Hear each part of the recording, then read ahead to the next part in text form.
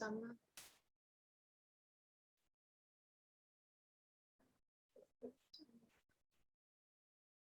Videonya mulai aja.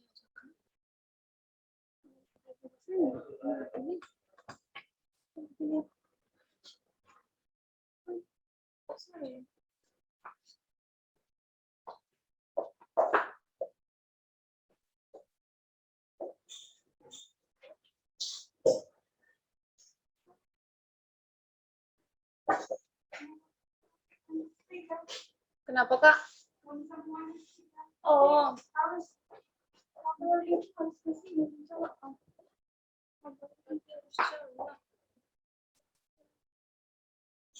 gimana dengar suaranya?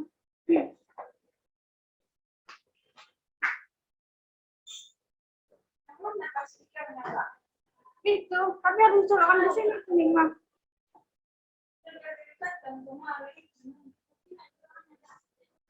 Begini.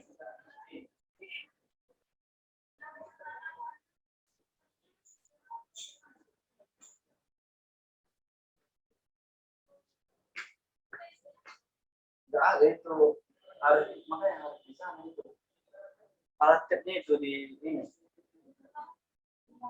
dibawa ke sini, memasukkan ke speaker apa enggak? Nggak bersuara ini, kayak mana ini biar bersuara?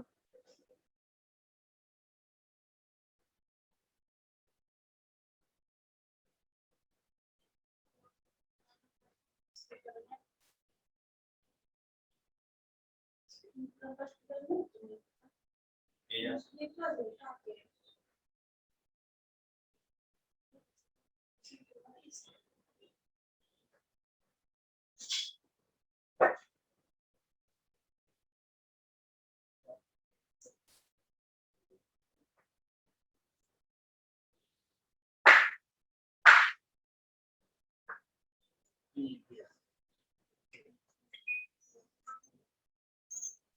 Assalamualaikum.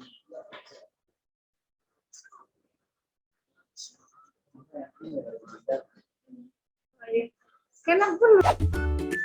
PDRB merupakan singkatan dari Produk Domestik Regional Bruto.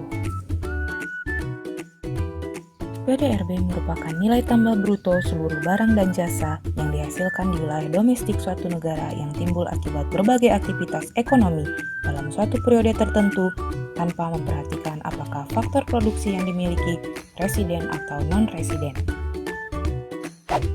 Atau secara singkat merupakan jumlah nilai tambah barang dan jasa hasil aktivitas ekonomi di suatu wilayah pada periode tertentu. Berikut ilustrasi PDRB.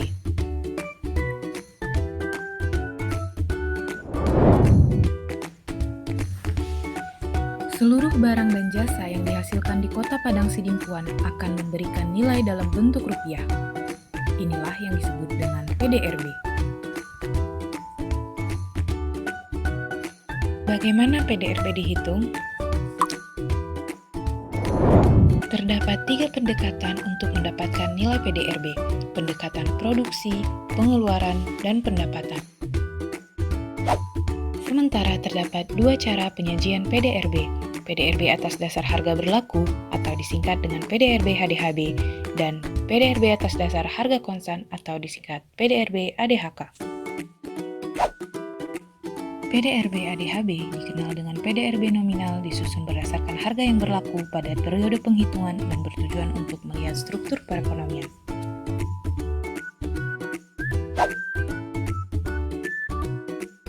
Sementara PDRB ADHK disusun berdasarkan harga pada tahun dasar dan bertujuan untuk mengukur pertumbuhan ekonomi. Mari kita lihat bagaimana pertumbuhan ekonomi Kota Padang Sidimpuan. Berikut merupakan grafik pertumbuhan ekonomi Kota Padang Sidimpuan tahun 2016 sampai 2020. Pada tahun 2016 sampai 2019, pertumbuhan ekonomi Kota Padang Sidimpuan mengalami kenaikan. Hal ini menunjukkan kinerja perekonomian Kota Padang Sidimpuan semakin membaik.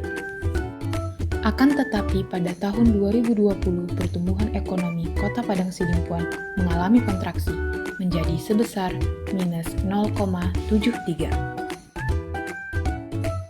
Bagaimana pertumbuhan nilai ekonomi ini dapat dijelaskan? Sebagaimana diketahui, pertumbuhan ekonomi merupakan laju pertumbuhan PDRB ADHK. Oleh karena itu, mari kita lihat bagaimana PDRB ADHK Kota Padang Sidimpuan. Terlihat bahwa pada tahun 2020 terjadi penurunan nilai PDRB ADHK Kota Padang Sidimpuan. Penurunan ini dapat dijelaskan dari komponen penyusun PDRB itu sendiri. Berikut PDRB ADHK Kota Padang Sidimpuan menurut lapangan usaha pada tahun 2019-2020. Terjadi penurunan nilai PDRB ADHK di beberapa kategori lapangan usaha yang ditunjukkan dari laju pertumbuhan yang bernilai minus. Sementara beberapa kategori lapangan usaha lainnya masih mengalami kenaikan.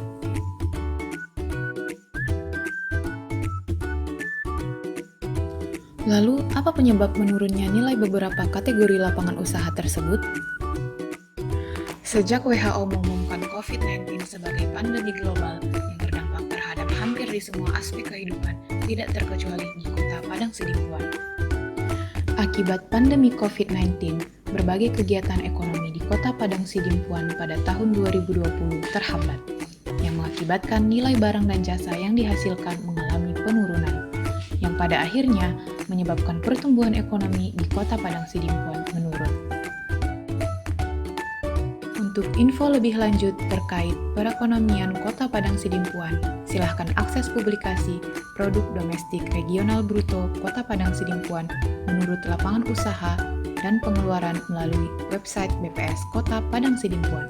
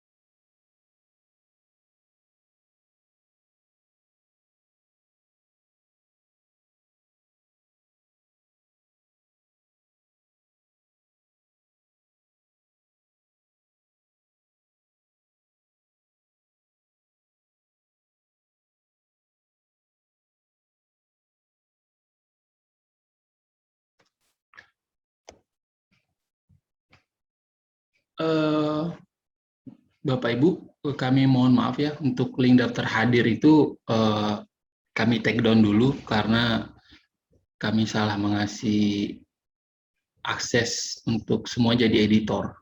Jadi semua mengedit jadinya. Nanti kami berikan lagi link absen yang baru ya. Terima kasih Bapak Ibu, mohon maaf.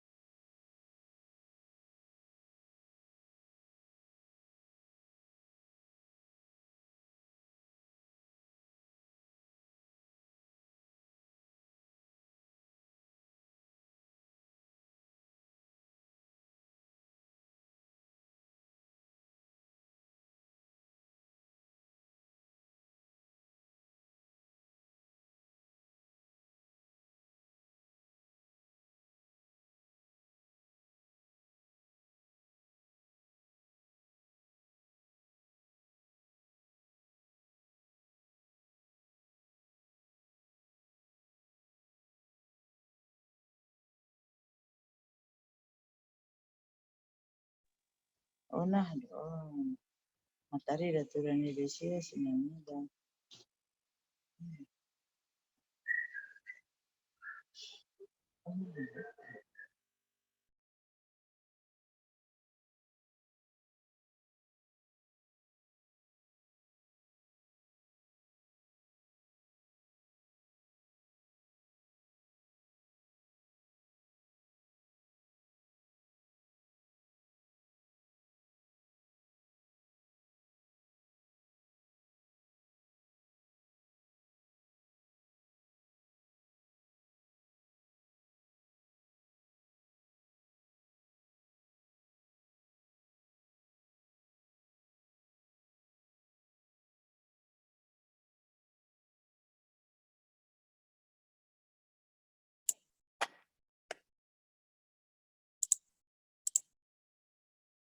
Mohon perhatian Bapak Ibu, acara akan dimulai.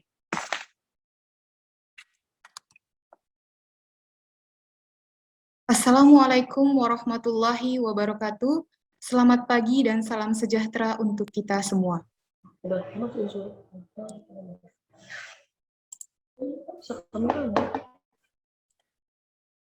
Yang terhormat Ibu Hapsyah Aprilia, SSI, MSI, Kepala Badan Pusat Statistik Kota Padang Sidimpuan. Yang kami hormati narasumber Ibu Triana Rahmaningsih, Direktorat Diseminasi Statistik Badan Pusat Statistik. Yang kami hormati Bapak dan Ibu undangan dari Organisasi Perangkat Daerah Kota Padang Sidimpuan, peserta seminar yang berbahagia. Marilah kita panjatkan puji dan syukur kehadirat Tuhan Yang Maha Esa, Allah Subhanahu wa Ta'ala, karena berkat limpahan rahmat, taufik, dan hidayahnya, kita dapat hadir dalam keadaan sehat walafiat. Saya Multazimah Siregar, selaku Master of Ceremony yang akan memandu acara sampai dengan selesai.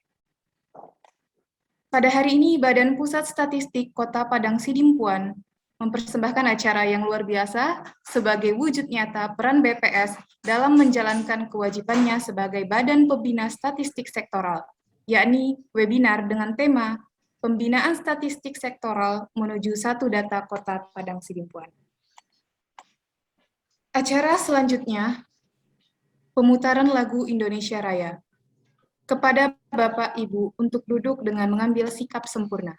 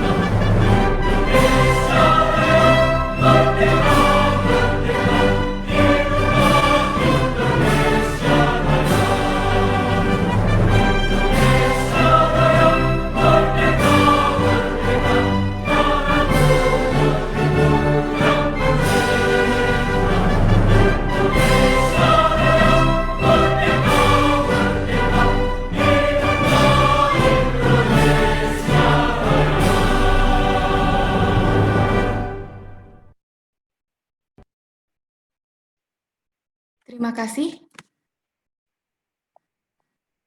Sebelum memasuki acara selanjutnya, Izinkan saya untuk membacakan tata tertib pelaksanaan acara pada webinar Pembinaan Statistik Sektoral menuju Satu Data Kota Padang Sidimpuan.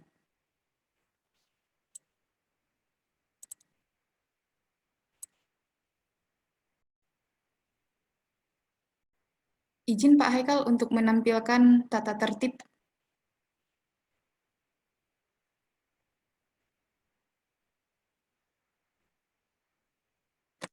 Ya, di sini saya akan membacakan tata tertib pelaksanaan pada webinar kali ini.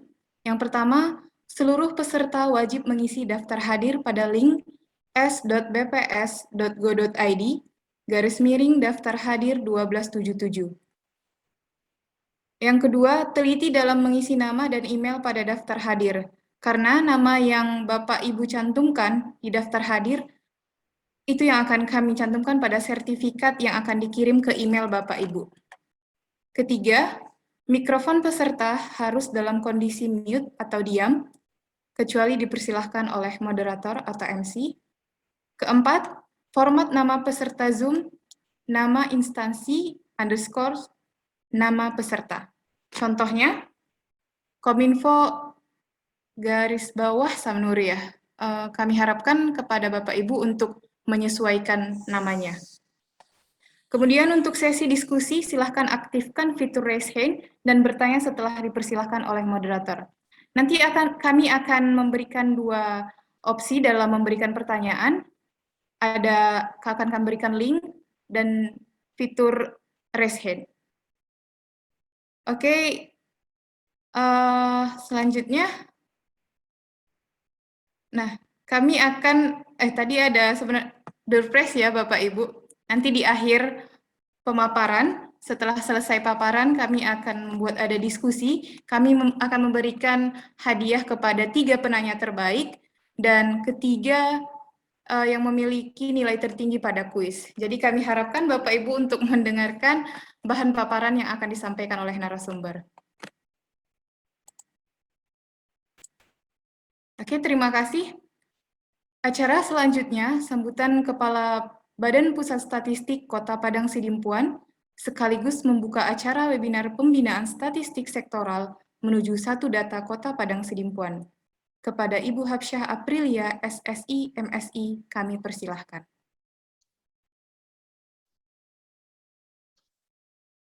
Terima kasih. Assalamualaikum warahmatullahi wabarakatuh. Yang saya hormati Koordinator Fungsi di lingkungan BPS Kota Padang Sidimpuan, yang saya hormati Ibu narasumber dari BPS Pusat, Ibu Triana Rahmaningsih, SST, SSI, SD, MSI, dan juga yang saya hormati seluruh peserta pembinaan statistik sektoral baik dari organisasi perangkat daerah Kota Padang Sidimpuan dan juga peserta dari dinas instansi vertikal di Kota Padang Sidimpuan. Alhamdulillah pada pagi hari ini meskipun secara virtual kita dapat bertemu dalam rangka pembinaan statistik sektoral demi mewujudkan Satu Data Kota Padang Sidimpuan dan Satu Data Indonesia. Mudah-mudahan kita selalu diberi kesehatan dalam melaksanakan tugas. Serta pelatihan yang saya hormati, pada kesempatan ini perkenankan saya menyampaikan beberapa hal sebagai berikut. Yang pertama, bahwa seiring dengan menguatnya kesadaran masyarakat dalam pengambilan keputusan berdasarkan fakta dan data, maka ketersediaan ragam data berkualitas menjadi suatu keniscayaan. Ini adalah menjadi tanggung jawab kita bersama. Tuntutan masyarakat terkait data statistik sektoral meningkat pesat, sementara ketersediaan maupun penyediaan data belum memadai. Masih ditemukan data yang tidak tersedia, data tidak konsisten, nilai dan konsep definisi yang digunakan. Di sisi lain, penyajian data statistik sektoral terkesan masih dikelola masing-masing stakeholder. Belum sepenuhnya tercipta satu data. Berdasarkan Perpres 39 tahun 2019, dijelaskan bahwa forum Satu Data di daerah dilaksanakan oleh pembina data, koordinator, wali data, dan produsen data. Pembina data dalam hal ini Perpres mengamanatkan kepada BPS sebagai pembina data. Kemudian wali data adalah Dinas Kominfo. Ketua Forum Data atau koordinator adalah Bapelitbangda atau Bapeda ya, Kota Padang Sidempuan. Dan produsen data di tingkat daerah adalah OPD. Produsen data di sini adalah seluruh dinas instansi yang terkait dengan penyediaan data statistik dan semuanya digolongkan dalam statistik sektoral. Dalam kaitan dengan Perpres tersebut, maka fungsi pembina data statistik tingkat daerah dalam hal ini adalah BPS Kota Padang Sidempuan akan melaksanakan pembinaan ataupun pelatihan kepada seluruh dinas instansi yang terkait dengan penyediaan data. Model yang kita kemas dia bisa melalui training seperti yang kita akan lakukan pada pagi hari ini dan akan kita laksanakan secara bertahap hingga 6 bulan ke depan untuk seluruh OPD. Jadi masing-masing OPD nanti apabila menginginkan untuk berdiskusi lebih lanjut, kami akan menyediakan waktu. Bapak dan Ibu peserta latihan yang saya hormati, kami sangat menyadari bahwa waktu yang singkat tidak cukup untuk mempelajari banyak hal.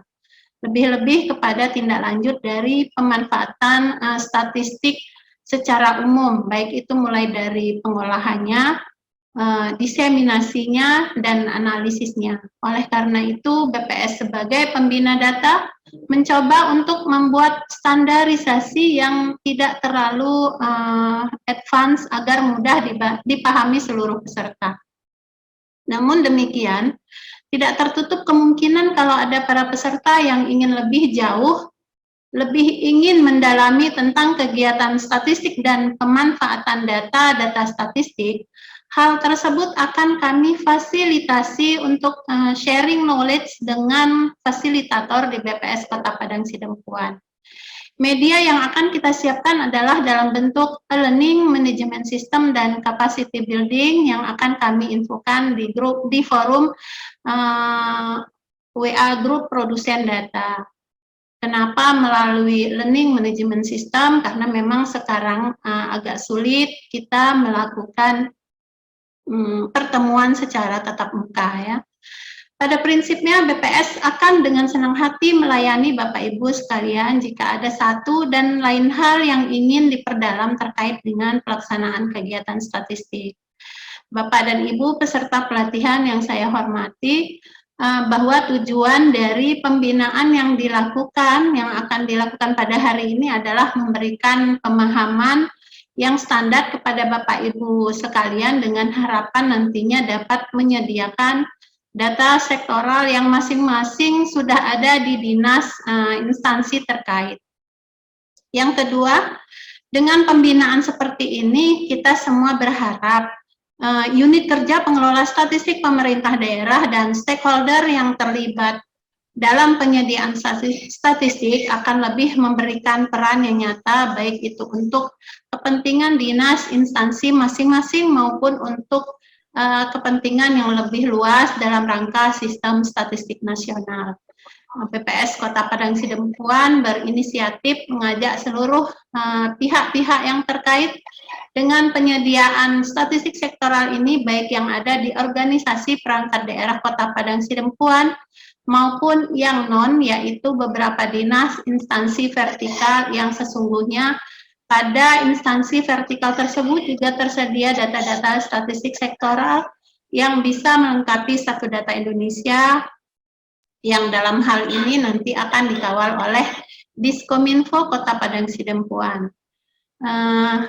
Besok juga BPS Pusat akan melakukan webinar terkait Satu Data Indonesia dengan Polres, Polda di seluruh Indonesia, kemudian Kejari dan Pengadilan Negeri kalau nggak salah. Bapak Ibu sekalian, materi yang akan disampaikan pada serangkaian pelatihan ini adalah hal-hal mendasar terkait dengan prinsip Satu Data sebagaimana yang diamanatkan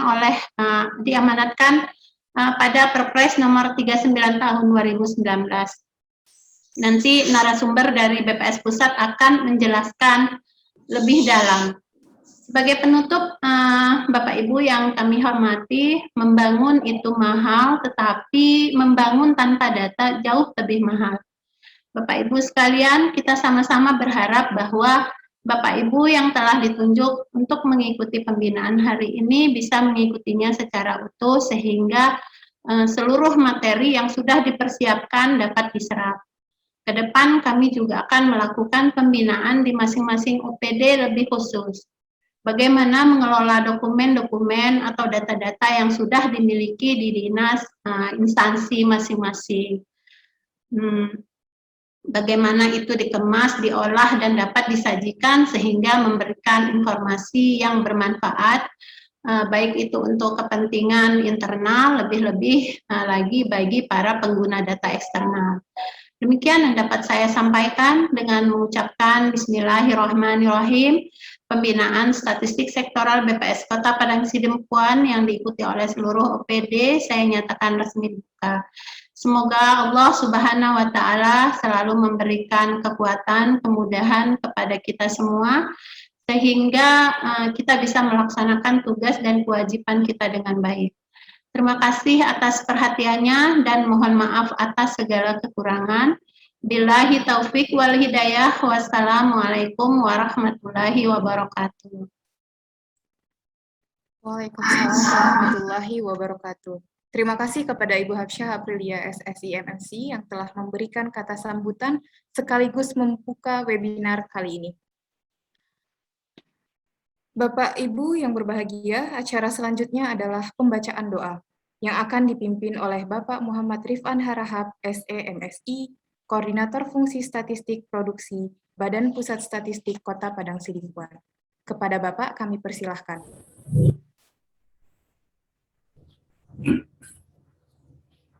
Assalamualaikum warahmatullahi wabarakatuh.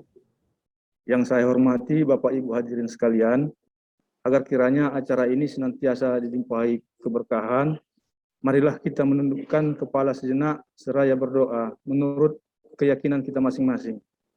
Pada kesempatan ini, izinkan saya untuk memandunya secara Islam.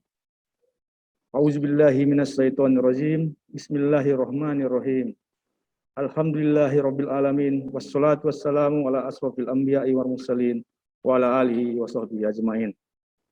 Ya Allah, ya Tuhan kami, segala puji serta syukur senantiasa tercurah kehadirat-Mu atas segala nikmat dan karunia yang telah Engkau limpahkan kepada kami, sehingga kami dapat berkumpul di ruang virtual ini dalam rangka pembinaan statistik sektoral menuju satu data Kota Padang Sidempuan.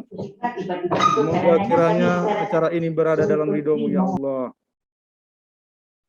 Ya Allah, ya Tuhan yang Maha Kuasa, pembinaan ini memiliki arti penting bagi kami.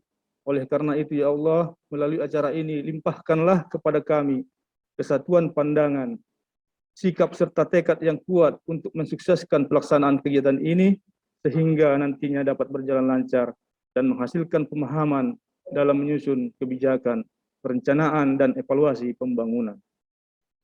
Ya Allah, ya Rahman, anugerahkanlah kepada kami kebesaran jiwa, kesehatan rohani dan jasmani yang sempurna dalam melaksanakan setiap pekerjaan yang menjadi tanggung jawab kami. Jadikanlah kami sebagai pelaksana pembangunan yang profesional dalam bekerja, penuh integritas dalam bersikap, dan amanah dalam melaksanakan seluruh tugas, sehingga kami mampu mewujudkan satu data Kota Padang Sidempuan. Ya Allah, Engkaulah yang Maha Pemberi kemudahan. Semoga kemudahan dan keberkahan dari-Mu senantiasa menyertai kami dalam melaksanakan tugas-tugas kami, sehingga segala usaha dan upaya yang kami hasilkan dapat bermanfaat untuk pembangunan bangsa dan negara tercinta, khususnya Kota Padang Sidempuan. Ya Allah yang Maha Pengampun, ampunilah dosa-dosa kami, dosa orang tua kami, dosa para pemimpin dan pendahulu kami. Berikanlah kami kebijaksanaan untuk belajar dari masa lalu. Bimbinglah kami agar terhindar dari melakukan kesalahan di masa depan.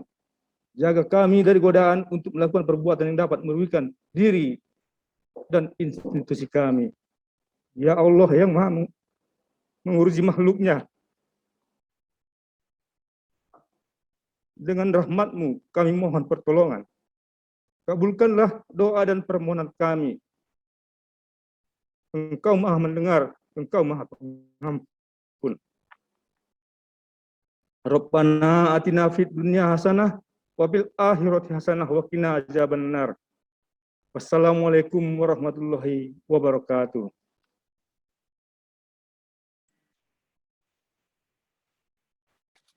Amin, amin ya Rabbal Alamin. Semoga dengan pembacaan doa tersebut, acara kita ini dapat berjalan dengan hikmat dan berjalan sesuai dengan yang kita harapkan. Acara selanjutnya, sebelum memasuki paparan, kita akan foto bersama dahulu. Untuk Bapak Ibu, diharapkan untuk menghidupkan videonya ya Bapak Ibu, biar kita screenshot.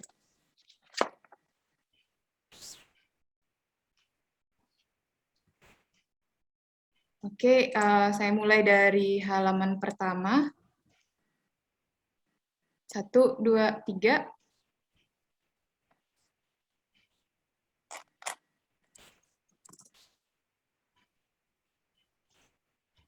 Selanjutnya yang halaman kedua.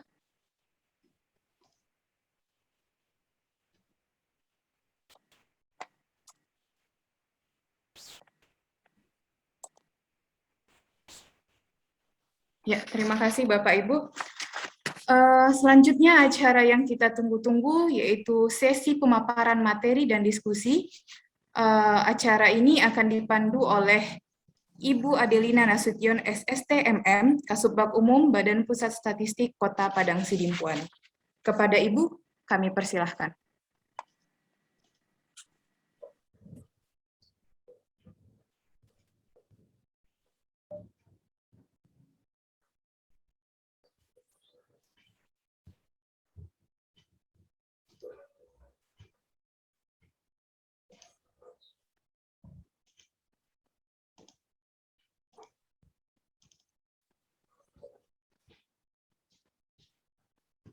Belum kedengaran suara Bu Ade.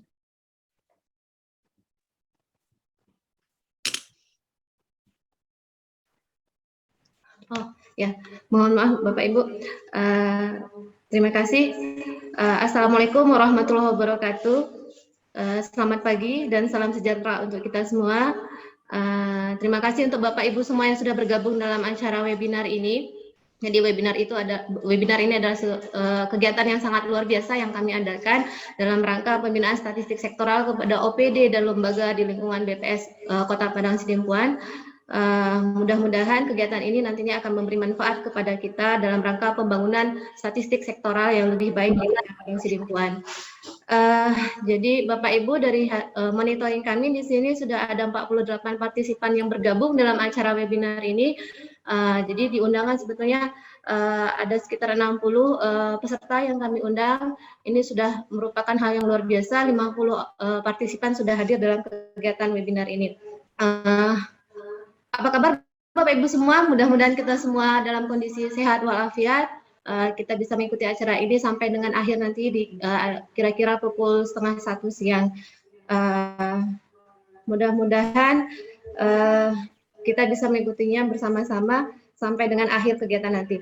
Mohon izin Bapak Ibu, pada kegiatan ini saya menjadi moderator pada acara ini dengan tema pembinaan statistik sektoral menuju 1 data Kota Padang Sidimpuan dan 1 data Indonesia. Bapak Ibu yang saya hormati, dalam sambutannya tadi, Ibu Hafsa Aprilia telah menekankan kepada kita bahwa data yang berkualitas itu adalah suatu keniscayaan yang diperlukan oleh seluruh konsumen data, gitu ya. Jadi pembangunan statistik sektoral yang berkualitas ini adalah sesuatu hal yang harus kita perhatikan, khususnya kepada pemerintah daerah. Karena data statistik sektoral yang berkualitas ini diperlukan dalam semua tahapan kegiatan, ya, mulai dari perencanaan, pelaksanaan kegiatan, monitoring, khususnya evaluasi terhadap target-target kegiatan yang sudah ditetapkan pada awal tahun biasanya gitu ya. Jadi kegiatan pembinaan statistik sektoral ini suatu langkah yang sangat bagus gitu. Itu merupakan salah satu implementasi upaya dari BPS Kota Padang Sidimpuan sebagai pembina data statistik sektoral di Kota Padang Sidimpuan. Harapan kami semua pihak, khususnya yang menjadi produsen data, wali data, koordinator dan pembina data dapat berkoordinasi, berkomitmen dalam rangka membangun data statistik sektoral yang berkualitas sehingga data yang nanti kita hasilkan dapat menjadi acuan dalam semua tahapan kegiatan khususnya pembangunan Kota Padang Sidimpuan.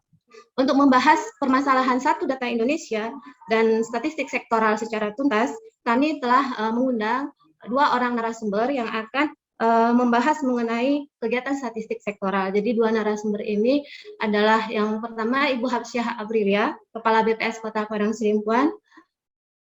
Selamat pagi Ibu, salam sehat Bu. Ya. Dan yang kedua narasumber yang khusus kami undang dari BPS RI, Ibu Triana Rahmaningsih SST, SSI, SEMSI. Selamat datang Ibu. Sudah bergabung mulai dari awal tadi ya. Mudah-mudahan kegiatan kita pada hari ini membawa pencerahan kepada para OPD, lembaga, akademisi juga ada Ibu terhadap kegiatan statistik sektoral di Kota Padang Sidimpuan. Jadi Ibu Triana Rahmaningsih ini adalah narasumber yang langsung berkecimpung di bidang rekomendasi kegiatan statistik BPS RI, di BPS Pusat ya Bapak Ibu. Terima kasih Bu atas kesempatan yang diberikan kepada BPS Kota Padang Sidimpuan bisa menyampaikan materi nantinya kepada kami di sini. Selanjutnya,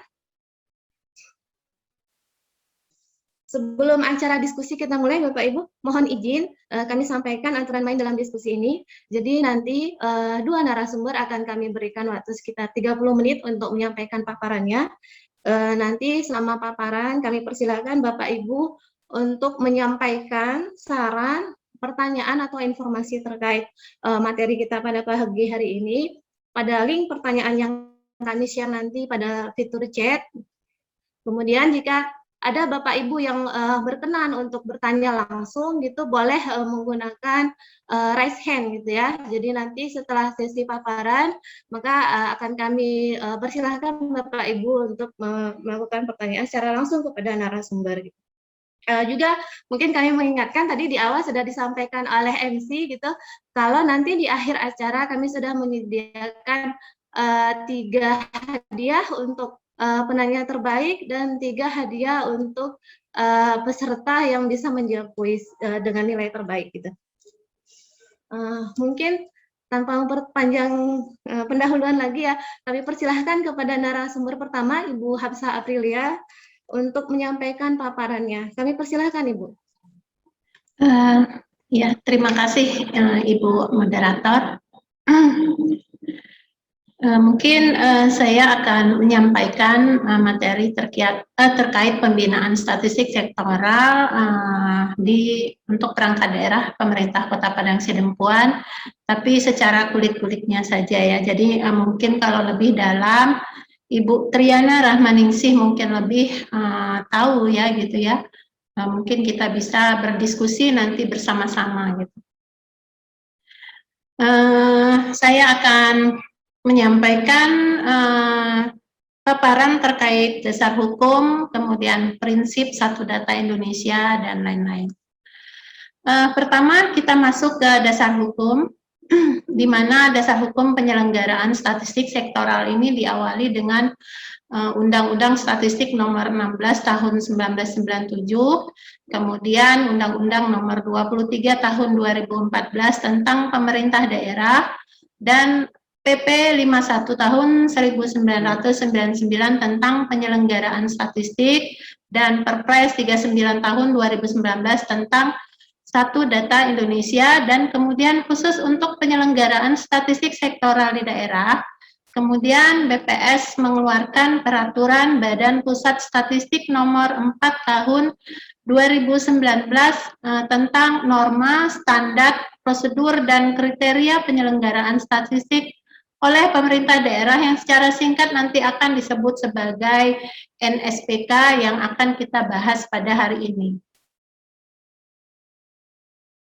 Kenapa statistik jadi idola? Jadi di dalam Undang-Undang Nomor 16 Tahun 1997 dinyatakan arti penting statistik bagi pembangunan, baik untuk perencanaan, pelaksanaan, pemantauan, dan evaluasi. Jadi tidak hanya sekedar untuk pemerintah, tetapi juga untuk segenap aspek kehidupan bermasyarakat, berbangsa, dan bernegara. Jadi sebenarnya mulai dari bangun tidur sampai tidur lagi, sebenarnya statistik itu tidak jauh dari kita, gitu ya. Tapi kita tidak menyadari ya, gitu. Kemudian buat kita, kegiatan statistik itu diarahkan untuk mendukung pembangunan nasional, yaitu untuk mewujudkan dan mengembangkan sistem statistik nasional yang andal, efektif, dan efisien. Statistik yang paling nyata dibutuhkan Bapak Ibu sebagai penyelenggara di daerah adalah mensuplai indikator kinerja Kota Padang Sidempuan melalui RPJMD. Target-target RPJMD yang menjadi target kita yang harus tercapai. Belum Pak Haikal masih. Ya, jadi target RPJMD harus tercapai atau diharapkan tercapai untuk menunjukkan ke masyarakat bahwa kita bekerja dan menunjukkan kepada masyarakat bahwa yang menjadi target dalam RPJMD itu tercapai dan harapannya adalah kesejahteraan masyarakat di Padang Sidempuan juga meningkat. Yang paling sederhana adalah kinerja setiap OPD juga harus terukur. Jadi apabila tata kelola dan mekanisme perstatistikan di Indonesia sudah tertata dengan baik, maka harapannya ke depan sistem statistik nasional sudah bisa berjalan dengan baik dan bisa menyediakan data-data statistik yang berkualitas untuk masyarakat dan juga pemerintah tentunya. Ya, next. Kemudian di dalam Undang-Undang Statistik Nomor 16 Tahun 97 dinyatakan bahwa ada 3 jenis statistik berdasarkan penyelenggaranya. Ya, jadi yaitu statistik dasar, statistik sektoral, dan statistik khusus. Untuk statistik dasar, cirinya adalah lintas sektoral dan bersifat makro. Ya, dan penyelenggaranya adalah BPS. Contoh yang clear misalnya sensus. Jadi BPS itu tugasnya menyelenggarakan sensus, sensus pertanian, sensus ekonomi, dan sensus penduduk. Kemudian menghitung pertumbuhan ekonomi. Jadi untuk nasional dan provinsi pertumbuhan ekonomi dihitung setiap triwulanan. Kalau di daerah, di kabupaten, pertumbuhan ekonomi dihitung secara tahunan. Dan inflasi di Kota Padang Sidempuan merupakan kota inflasi yang setiap bulan kita rilis gitu ya melalui berita resmi statistik. Di samping statistik dasar, ada juga statistik sektoral yang lebih spesifik, di mana pemanfaatannya untuk memenuhi kebutuhan instansi tertentu dalam penyelenggaraan tugas-tugas pemerintahan dan pembangunan yang merupakan tugas pokok instansi yang bersangkutan. Contoh yang jelas adalah misalnya jumlah sekolah, jumlah guru, jumlah murid yang biasanya dikumpulkan oleh Dinas Pendidikan. Dan biasanya ini juga kami meminta ke semua OPD terkait statistik sektoral untuk memenuhi buku daerah dalam angka Kota Padang Sidempuan. Kemudian ada juga statistik khusus yang dikumpulkan oleh lembaga-lembaga tertentu di luar BPS dan UPD. Tujuannya memenuhi kebutuhan dunia usaha, kemudian juga ada sektor-sektor di pendidikan tertentu yang mungkin khusus diperlukan oleh mereka. Ini mungkin saya awali dengan 3 jenis statistik supaya kita sama-sama bisa lebih mengenal lebih dekat jenis-jenis statistik yang ketiganya ini nanti akan saling berkolaborasi untuk membangun sistem statistik nasional. Next.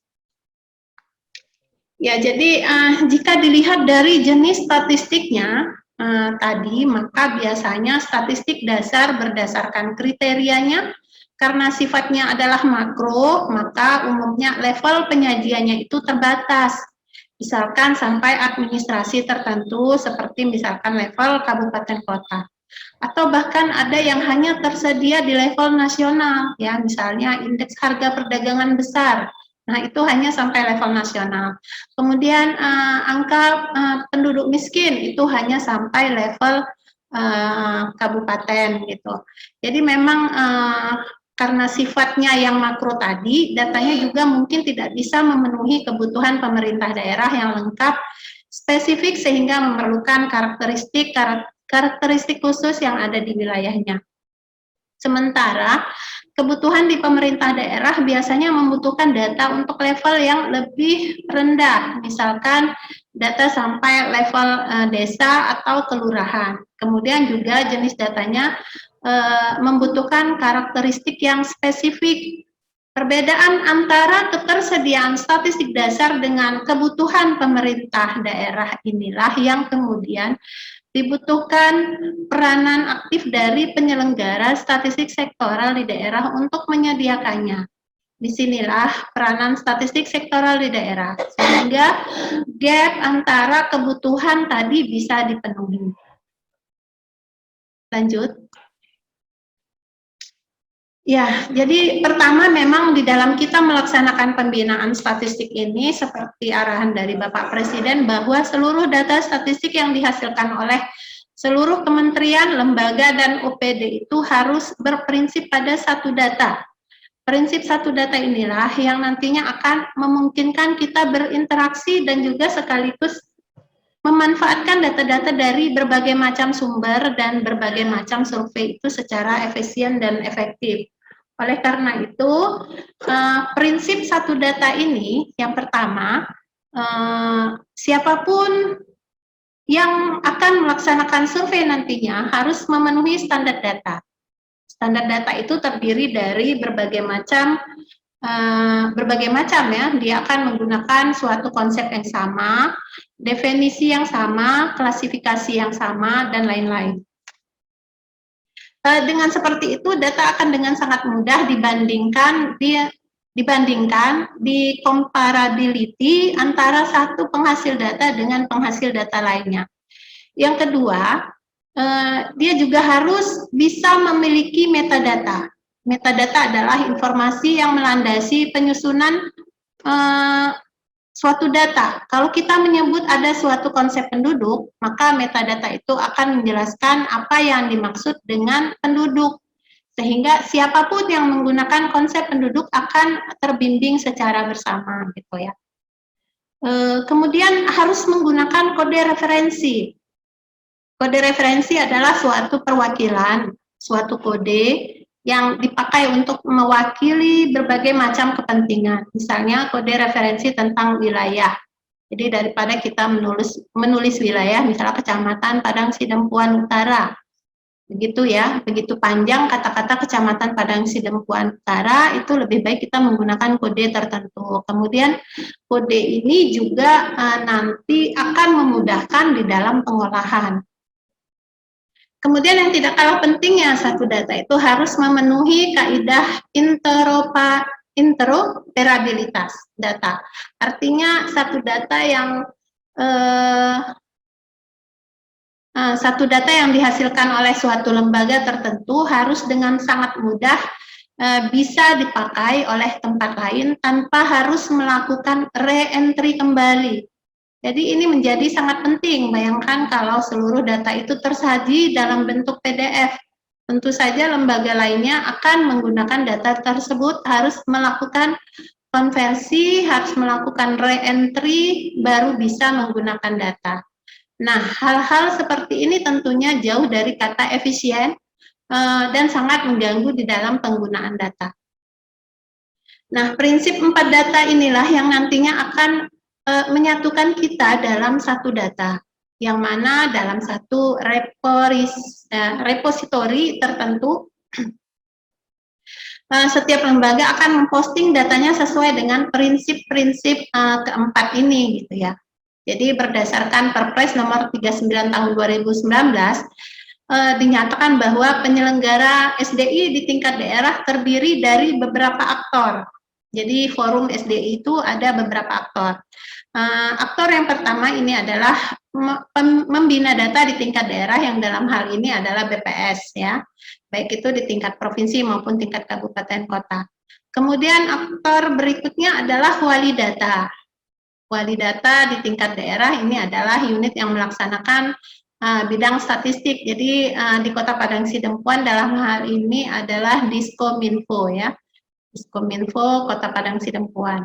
Aktor yang ketiga adalah produsen data tingkat daerah. Itu adalah OPD-OPD yang menghasilkan data sektoral di masing-masing sektornya. Dan terakhir adalah Bapelitbangda.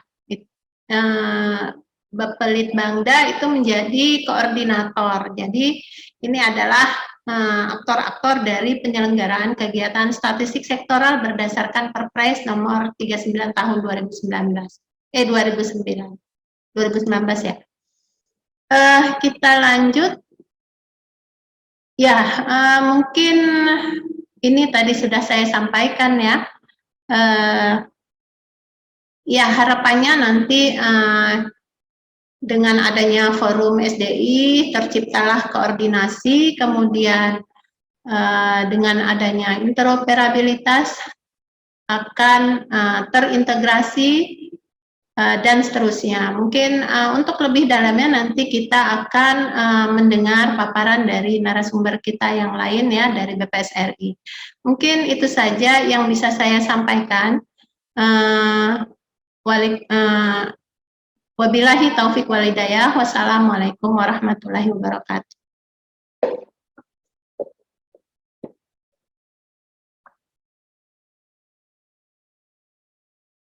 Terima kasih Bu Hafsah yang telah menyampaikan kajian tadi. Beberapa hal yang disampaikan kepada kita semua, antara lain mengenai dasar hukum penyelenggaraan kegiatan statistik sektoral. Sudah jelas diberikan kepada kita bahwa ada undang-undang yang telah ditetapkan oleh pemerintah mengenai kegiatan statistik, khususnya untuk BPS gitu ya, pada Undang-Undang Nomor 16 Tahun 1997 telah ditetapkan tentang tata kelola BPS dan penyelenggaraan statistik dasar khususnya. Kemudian untuk Satu Data Indonesia juga telah diberikan dasar hukum, yaitu Perpres nomor 39 tahun 2019. Jadi dasar hukum yang telah diberikan ini tentunya harus kita tindak lanjuti di daerah gitu ya, khususnya di Kota Padang Sidempuan dengan membentuk wali data di Kota Padang Sidempuan. Ya, selain dasar hukum tadi juga sudah dijelaskan kepada kita mengenai jenis-jenis kegiatan statistik gitu ya. Ada 3 jenis statistik dasar yang sifatnya global ya, biasanya berciri lintas sektoral berskala nasional gitu ya, dan menjadi tanggung jawab dari BPS Kota Padang BPS secara umum untuk penyelenggaraannya gitu. Kemudian ada statistik sektoral gitu ya. Statistik sektoral ini adalah statistik yang dilakukan oleh lembaga gitu, OPD, dalam rangka memenuhi kebutuhan data yang lebih spesifik untuk kebutuhannya. Kemudian ada statistik khusus juga. Biasanya kegiatan statistik khusus ditujukan untuk memenuhi kebutuhan spesifik dunia usaha atau pendidikan gitu, untuk kebutuhan internal dunia usaha, pendidikan. Jadi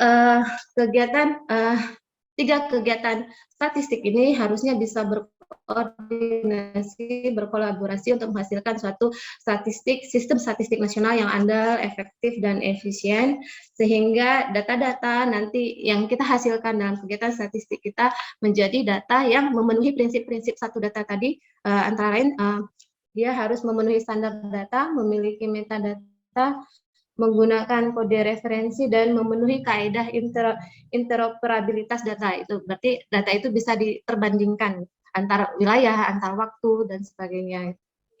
Itu tadi yang disampaikan oleh Ibu Hafsah kepada kita semua.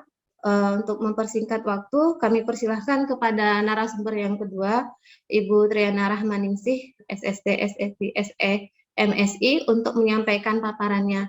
kepada Ibu Triana, dipersilahkan. Suara saya terdengar nggak, Mbak Adel? Terdengar, Mbak? Jelas ya? Iya, cukup jelas, Mbak. Baik, saya kalau share screen-nya kelihatan ya? Kelihatan, Mbak. Baik, Bismillahirrahmanirrahim. Assalamualaikum warahmatullahi wabarakatuh. Yang terhormat Kepala BPS Kota Padang Sidempuan, Ibu Hafsah Aprilia.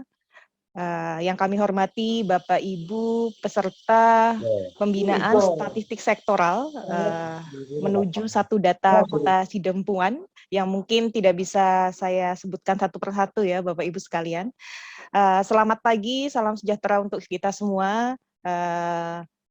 Pada pagi hari ini senang sekali saya diberikan kesempatan untuk menyampaikan terkait dengan penyelenggaraan statistik ya. Jadi sebenarnya ini tidak hanya statistik sektoral saja. Tadi Mbak Adel, moderator, sudah sempat menyinggung bahwa pesertanya juga ternyata ada dari akademisi gitu ya. Jadi mungkin nanti saya akan menyinggung sedikit terkait dengan statistik yang dihasilkan oleh akademisi maupun pihak swasta gitu ya. Baik, Bapak Ibu sekalian, ini sebenarnya saya melanjutkan apa yang tadi sudah disampaikan oleh Bu Hafsah gitu ya, bahwa ada beberapa dasar hukum, tadi Bu Hafsah sudah menyampaikan beberapa dasar hukum penyelenggaraan kegiatan statistik sektoral gitu ya. Ini kembali saya ulang, cuman ini agak banyak gitu ya, agak banyak mungkin dalam tadi Undang-Undang 16 tentang statistik, kemudian terkait dengan Undang-Undang 23 2014, saya yakin teman-teman di OPD ini lebih paham gitu ya, bahwa di dalam Undang-Undang 23 2014 di sana ada pembagian wewenang, bahwa di pembagian wewenang urusan statistik di tingkat pemerintah daerah, bahwa BPS itu menangani statistik dasar dan sektoral itu ditangani oleh OPD urusan statistik gitu ya. Itu ada di Undang-Undang 23. Kemudian ada di PP 51 tentang penyelenggaraan statistik. Kemudian ini kenapa saya menambahkan terkait dengan PP 18 tahun 2016, karena di dalam PP ini 18 tahun 2016 di sana ada pemetaan ya. Pemetaan suatu OPD urusan statistik itu bisa diangkat sebagai dinas, bidang atau seksi. Itu ada variabel umum dan variabel teknis, di mana variabel teknisnya itu adalah jumlah survei yang mendapatkan rekomendasi dari BPS dan jumlah kompilasi produk administrasi yang mendapatkan rekomendasi dari BPS. Dan kedua indikator variabel teknis tersebut itu memiliki bobot yang sangat tinggi gitu. Makanya ini saya angkat di dalam dasar hukum. Kemudian ada Perpres 39 2019 tentang Satu Data Indonesia. Saya yakin ini sudah semua familiar ya. Jadi saya tidak mengulang-ulang. Tadi Bu Hafsah juga sudah banyak menjelaskan terkait 4 prinsip satu data. Jadi mungkin di dalam slide ini saya tidak akan membahas terkait dengan Satu Data Indonesia gitu ya. Kemudian terkait dengan peraturan BPS atau Perban, seringnya kayak gitu ya disebut ya Bapak Ibu, nomor 4 tahun 2019 itu tentang NSPK penyelenggaraan statistik sektoral oleh Pemda. Jadi memang BPS sebagai pembina teknis urusan statistik di tingkat pemerintah pusat itu memiliki tugas untuk menetapkan NSPK di tingkat daerah. Nah, ini adalah amanat dari Undang-Undang 23 2014. Kemudian terkait sistem statistik nasional, ketika kita berbicara mengenai statistik, tentu ada sistem statistik nasional, dan ini diatur melalui KEPK BPS nomor 5 tahun 2000. Kemudian yang terakhir ada KEPK BPS nomor 7 tahun 2000, itu tentang tata cara penyelenggaraan survei statistik sektoral. Sebenarnya ada satu regulasi lagi yang untuk swasta akademisi tadi ya, yaitu KEPK BPS nomor 8 tahun 2000, itu tentang tata cara penyampaian sinopsis statistik khusus, penyampaian sinopsis statistik khusus. Intinya KEPK 8 tahun 2000 itu tentang statistik khusus, yaitu statistik yang tadi Bu Hafsah sudah jelaskan, yaitu statistik yang untuk memenuhi kebutuhan dunia usaha, untuk komersial, akademisi, dan lain sebagainya. Itu ada regulasinya, yaitu KEPK 8 tahun 2000. Nah, tadi Bu Hafsah juga sudah sering menyampaikan ya betapa pentingnya data itu untuk perencanaan, monitoring, evaluasi pembangunan, dan lain sebagainya. Ini Pak Presiden juga kembali menyampaikan di pidato Presiden ya pada tanggal 16 Agustus 2021. Jadi ini masih anget gitu ya, bahwa dalam mengambil keputusan pemerintah itu harus terus merujuk kepada data serta kepada ilmu pengetahuan dan teknologi terbaru. Ini kembali terus diingatkan gitu ya. Banyak tagline betapa pentingnya data. Tadi Bu Hafsah juga sudah menyinggung bahwa membangun itu mahal gitu ya. Membangun jalan mahal, membangun rumah mahal, tetapi tanpa data yang benar, membangun itu jauh lebih mahal. Itu salah satu tagline. Ada tagline lagi bahwa data itu adalah kekayaan baru bangsa Indonesia. Data itu lebih berharga dari minyak. Saking betapa pentingnya data itu untuk perencanaan, monitoring, maupun evaluasi. Jadi urut ya, mulai dari perencanaan, monitoring, sampai dengan evaluasi pembangunan nasional. Nah, ini tadi sudah mungkin Bapak Ibu sering mendengar sistem statistik nasional. Bu Hafsah tadi juga sudah menyinggung ya terkait dengan SSN atau sistem statistik nasional. Ini beberapa negara hampir sebagian besar memiliki ya National Statistical System atau kalau dalam Indonesia sistem statistik nasional. Dan ini perlu kita pahami bersama gitu ya, bahwa SSN itu apa sih? Jadi SSN itu bukan hanya miliknya BPS gitu ya, tetapi SSN itu adalah miliknya Indonesia. Dan SSN ini merupakan goals utama.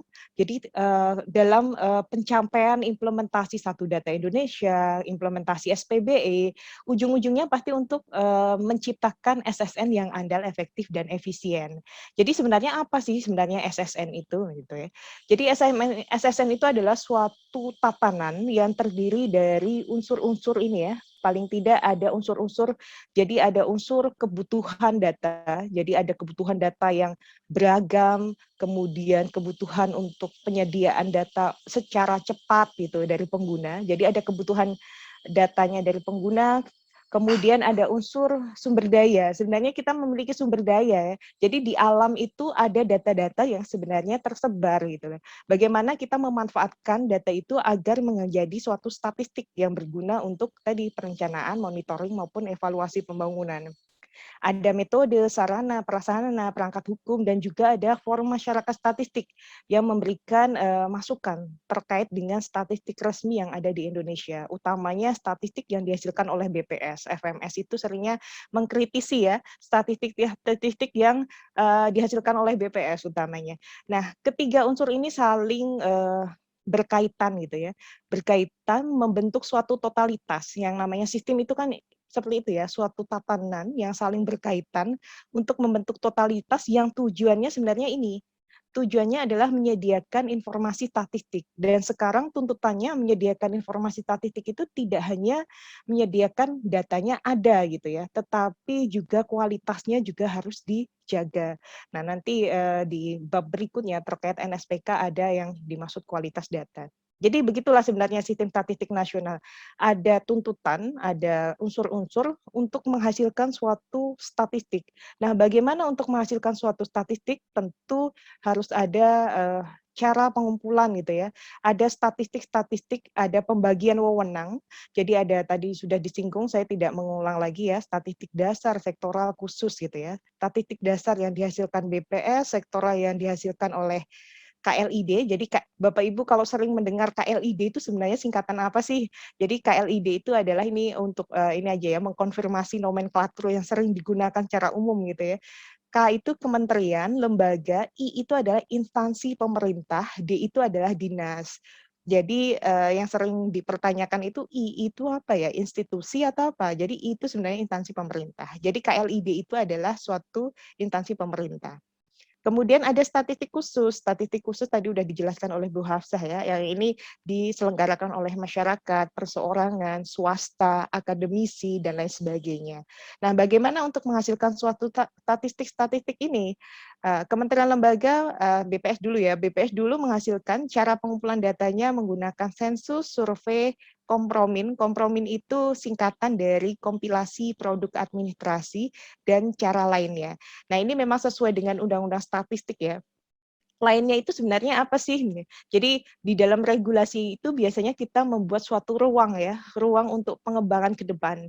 Dan ini terbukti pada tahun 97 pada saat Undang-Undang Statistik dibentuk, itu sudah membuat ruang, yaitu cara lain, cara pengumpulan data itu ada cara lain sesuai perkembangan TI. Dan ini terbukti adalah sekarang lagi marak-maraknya web crawling, big data, yang bisa menjadi salah satu sumber cara pengumpulan data yang baru. Nah ini tapi memang masih berproses ya, masih dilakukan kajian apakah big data itu bisa menghasilkan suatu statistik resmi gitu, ataukah hanya sebagai apa istilahnya, pendukung. Nah untuk saat ini memang terus terang big data itu masih sebagai penguat ya, penguat dari atau data-data pendukung dari suatu statistik resmi. Nah, untuk KLID, statistik sektoral itu cara pengumpulannya survei, kompromi, dan lainnya gitu ya. Kemudian pertanyaannya apakah kementerian lembaga itu tidak boleh melakukan sensus gitu ya. Di dalam Undang-Undang 16 tahun 97 sebenarnya boleh saja KLID itu melakukan sensus asal berkoordinasi dan bekerjasama dengan BPS. Sebenarnya diperbolehkan. Kemudian untuk statistik khusus, cara pengumpulannya ada 3 juga, survei, kompromi lainnya. Lalu kemudian di sini ada aturan gitu ya, ada tata kelola bahwa hasil penyelenggaraan itu berupa data gitu. Kemudian kalau untuk statistik khusus berupa sinopsis dan data itu diserahkan ke BPS sebagai pusat rujukan statistik. Cuman data yang diserahkan di BPS ini sebenarnya adalah data yang sifatnya dipublikasikan untuk umum. Jadi berupa soft copy gitu ya. Jadi kalau memang hanya data untuk internal itu tidak ada kewajiban untuk menyerahkan ke BPS. Ini diatur melalui PP 51 tahun 99. Dan kemudian masing-masing kementerian lembaga, masing-masing penyelenggara itu juga selain memberitahukan ke BPS juga menyediakan informasi statistik itu ke publik. Ini catatannya adalah memang untuk yang hasilnya dipublikasikan untuk umum. Nah, di dalam penyelenggaraan sistem statistik nasional itu kita mengenal, mungkin Bapak Ibu sering mendengar KISS gitu ya. KISS, KISS itu sebenarnya singkatan dari koordinasi, integrasi, sinkronisasi, dan standarisasi. Jadi di dalam penyediaan data statistik itu ada koordinasi, integrasi, sinkronisasi, dan standarisasi gitu ya di antara penyelenggara kegiatan statistik, jadi saling berkoordinasi. Ini sebenarnya kalau mau detailnya ya, jadi garis koordinasi itu yang merah sama hijau ini, yang garis putus-putus. Nah, salah satu bentuk koordinasi dan kolaborasi atau KIS tadi ya, itu adalah antara instansi pemerintah dengan BPS itu melalui mekanisme rekomendasi kegiatan statistik yang mungkin nanti saya singgung sebentar. Kemudian kalau antara BPS dengan masyarakat itu berupa KEPK 8 tadi, yaitu terkait dengan tata cara pemberitahuan sinopsis. Jadi mungkin saya sedikit menyinggung ya, di dalam KEPK 8 tahun 2000 itu memang ada kewajiban ya bahwa sinopsis dari hasil statistik khusus dari sini. Sinopsis itu sebenarnya seperti metadata kegiatan. Itu memang perlu dilaporkan ke BPS selaku pusat rujukan statistik yang sepanjang data itu pertama menggunakan data primer, yang kedua adalah menggunakan metode statistik, dan yang ketiga adalah hasilnya dipublikasikan untuk umum. Itu diatur melalui KEPK 8 tahun 2000. Lalu, nah ini pada sub berikutnya, pembahasan berikutnya ini saya mencoba untuk menyinggung penyelenggaraannya terkait dengan norma, standar, prosedur, kriteria penyelenggaraan statistik sektoral oleh pemerintah daerah. Jadi yang diatur melalui peraturan BPS nomor 4 tahun 2019. Jadi ini berbicaranya untuk skup cakupan di tingkat pemerintah daerah, yaitu terkait dengan NSPK. Sebenarnya NSPK itu isinya apa sih? Untuk apa sih harus ada NSPK? Jadi tujuan dari NSPK yang diatur melalui regulasi tadi ya, Perban 4 2019 itu adalah yang pertama untuk mewujudkan sistem statistik nasional yang andal, efektif, dan efisien. Nah, ini Bapak Ibu sudah memahami ya terkait apa itu sih SSN. Nah, salah satu tools untuk mewujudkan SSN itu adalah melalui NSPK. Makanya tadi saya sampaikan bahwa SSN ini seperti goals gitu ya, yang harusnya kita banyak tools yang mengarahnya untuk mewujudkan SSN yang andal, efektif, dan efisien. Sebagai contoh ini adalah NSPK untuk di tingkat daerah gitu ya, khusus untuk tingkat daerah. Kemudian SDI pun, Satu Data Indonesia, salah satu tujuan Satu Data Indonesia, kalau Bapak Ibu baca di Perpres 39, tujuannya adalah untuk mewujudkan sistem statistik nasional juga. Jadi arahnya sama sebenarnya, semuanya ke SSN.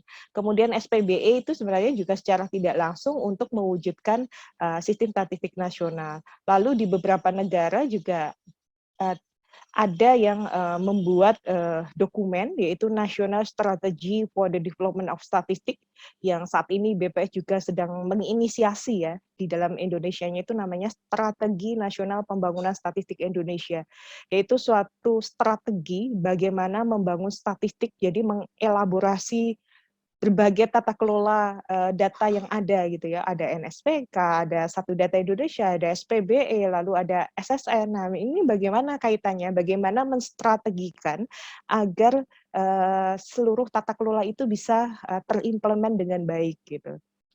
Nah, yang kedua, tujuan NSPK itu adalah meningkatkan koordinasi, integrasi, dan harmonisasi dalam pelaksanaan urusan pemerintahan bidang statistik antara pemerintah pusat dan daerah. Dan yang terakhir adalah tentu saja untuk menyediakan data statistik sektoral yang berkualitas. Itu adalah tujuan dari NSPK. Nah, ini adalah 10 prinsip penyelenggaraan statistik yang diatur di dalam NSPK. Jadi sebenarnya 10 prinsip ini kita mengadop gitu ya, mengadop dari 10 fundamental principle of statistics. Jadi di dalam UNSD, jadi United Nations Statistical Division gitu ya, kita mengenal ada 10 prinsip dasar statistik, fundamental principle gitu ya. Yang pertama itu adalah statistik ditempatkan sebagai instrumen penting dalam kehidupan masyarakat dan tersedia bagi siapapun tanpa terkecuali. Artinya statistik itu adalah suatu elemen yang sangat penting gitu. Dan siapapun itu tanpa terkecuali bisa memanfaatkan statistik.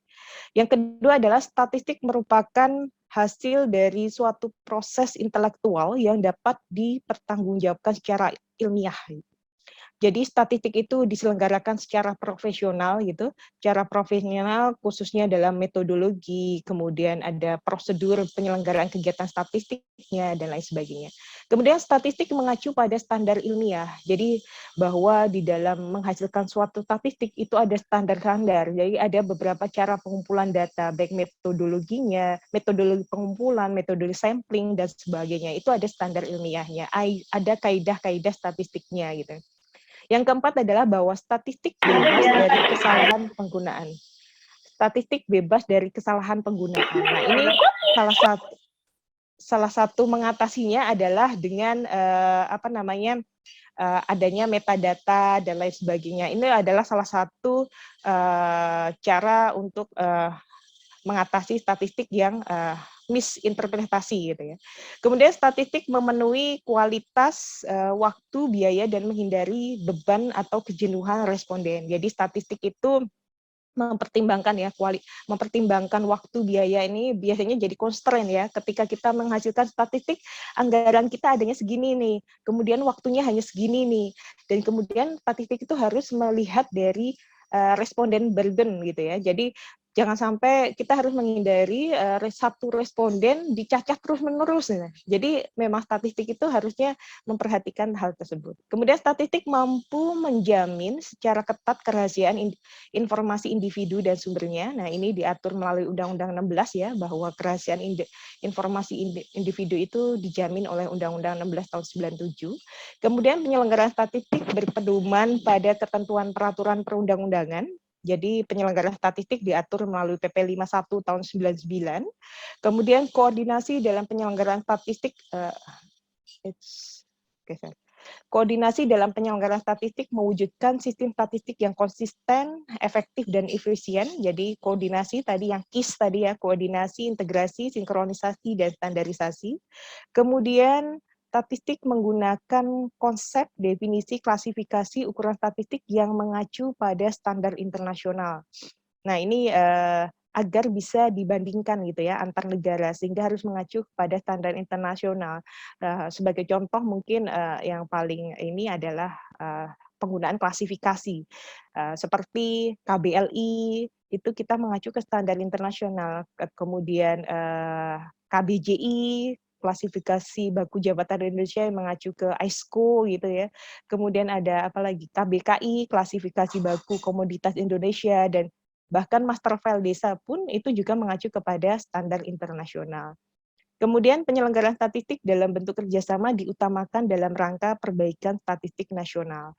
Ini maksudnya bahwa ini ya, kerjasama bilateral, jadi antar negara gitu ya. Jadi sering sekali ya kita bekerja sama dengan negara-negara lain, khususnya NSO, National Statistical Office. Jadi NSO itu adalah kantor statistiknya di negara-negara gitu ya. Nah ini tidak jarang BPS itu bekerja sama dengan kantor NSO di negara lain untuk perbaikan sistem statistik. Jadi saling benchmarking, kemudian saling sharing terkait dengan statistik nasional, statistik di negaranya masing-masing. Bapak Ibu sekalian, jadi di dalam kalau berbicara NSPK, di sana ada 4 unsur ya. N itu adalah norma. Norma itu apa sih? Norma itu adalah suatu aturan ya, aturan yang dipedomani. Nah, norma untuk menyelenggarakan suatu statistik itu apa? Bahwa normanya adalah bahwa statistik itu diselenggarakan secara profesional, objektif, berintegritas, dan akuntabel gitu ya. Kemudian menghormati kontribusi dan kepemilikan intelektual, jadi seperti property right-nya gitu ya. Jadi statistik ini dihasilkan oleh siapa, itu kita menghormati kepemilikan intelektual. Itu adalah mengenai normanya. Lalu standarnya, standar dari penyelenggaraan suatu statistik itu apa? Yang pertama adalah memiliki SDM yang kompeten di bidang statistik. Nah ini sudah ada belum nih? Tidak harus ya bahwa SDM itu tidak harus lulusan dari statistik gitu, lulusan jurusan statistik gitu. Tetapi ada banyak untuk mendapatkan kompetensi di bidang statistik melalui diklat, statistik sektoral, kemudian tadi Bu Hafsah sepertinya akan melakukan pelatihan-pelatihan gitu ya, pelatihan-pelatihan, kemudian ada asistensi dari BPS. Jadi ini adalah bagian dari upaya untuk standar menyediakan statistik, yaitu memiliki SDM yang kompeten di bidang statistik. Kemudian ada sarana prasarana yang memadai. Nah, ada nggak ini? Misalkan tentu sarana prasarana ada dukungan infrastruktur TI di dalam pengelolaan statistik dan lain sebagainya. Kemudian menggunakan konsep definisi, metodologi, metadata, dan metodologi statistik yang baku. Kemudian unsur yang ketiga yaitu P ya, NSPK. P-nya itu adalah prosedur. Prosedur bagaimana sih prosedur penyelenggaraan statistik gitu ya. Jadi ini untuk statistik sektoral bahwa data itu diperoleh melalui survei, kompromi, cara lain sesuai perkembangan TI. Jadi kalau survei itu kan mengambil sampel gitu ya untuk memperkirakan suatu populasi. Kemudian kalau kompilasi produk administrasi itu adalah cara pengumpulan data berdasarkan catatan administrasi yang ada di pemerintah. Jadi hanya tinggal ngambil saja tuh. Jadi datanya itu sudah ada di pemerintahan atau di instansi gitu ya, sudah ada, jadi tinggal mengambil saja. Itu yang disebut sebagai kompromin.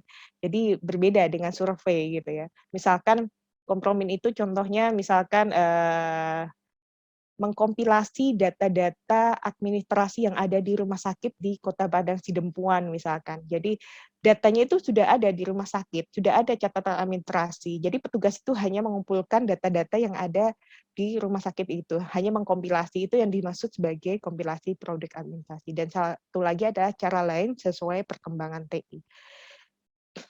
Kemudian Bapak Ibu sekalian, di dalam regulasi NSPK tersebut masih di dalam konteks prosedur ya, prosedur penyelenggaraan statistik gitu, masih di dalam perban NSPK.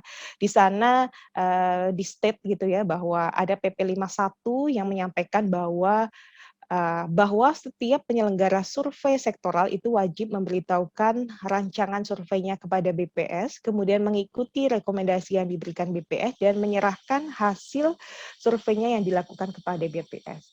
Ketiga kewajiban ini memiliki syarat ya, artinya kewajiban ini berlaku ketika kegiatan tersebut cara pengumpulannya adalah survei. Jadi kalau cara pengumpulannya berupa kompromi, tidak ada kewajiban ketiga hal ini. Yang kedua adalah dia sektoral, dan yang ketiga adalah hasilnya dipublikasikan untuk umum. Jadi ketiga tersebut ya ciri yang wajib mengikuti ketiga klausul yang ada di PP 51 ini. Nah, kenapa sih harus misalkan ya ada pertanyaan, kenapa harus memberikan kita harus lapor rancangan ke BPS, terus ngikutin rekomendasi, lalu nyerahin ke BPS. Itu sebenarnya tujuannya untuk apa gitu ya. Nah, tujuannya yang pertama adalah menghindari terjadinya duplikasi kegiatan statistik. Jadi dengan adanya pelaporan rancangan itu, rancangan survei ke BPS, BPS memiliki suatu, bukan BPS ya sebenarnya, Indonesia memiliki satu pusat perujukan statistik gitu ya.